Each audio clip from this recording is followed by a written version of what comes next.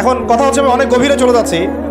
যুবক ভাইদেরকে বলছিলাম যে নামাজের সাথে তেলাওয়াত ধরে রাখেন, আজকার ধরে রাখেন, ওলামা একরামের সোহবত ধরে রাখেন, এবং এবং প্রকৃত ইসলাম আর এই Protestant version of Islam, modern Islam, এর পার্থক্য বোঝার চেষ্টা করবেন।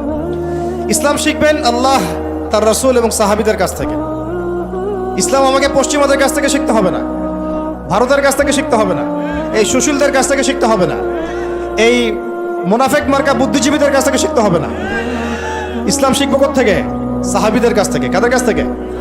এবং সিরাত থেকে আমি দলিল নিব। কোত্থেকে দলিল নিব? সিরাত থেকে, কোরআন থেকে এবং সুন্নাহ থেকে আমি দলিল নিব। আমি পশ্চিমাদের থেকে দলিল নিব না। একটা বিষয়ে স্পষ্ট মনে রাখবেন, ওরা যে ইসলামটাকে প্রমোট করবে, নিঃসন্দেহে সেই ইসলামের মধ্যে আব্দুল্লাহ বিন উবাইয়ের একটা মানহাজ থাকবে। ওদের ইসলামের সাথে আব্দুল্লাহ বিন উবাইয়ের মানহাজ জড়িত থাকবে। খবরদার এই ট্র্যাপে পা দিবেন না। আল্লাহ পাক আপনাদেরকে হেফাজত করেন, আমিন।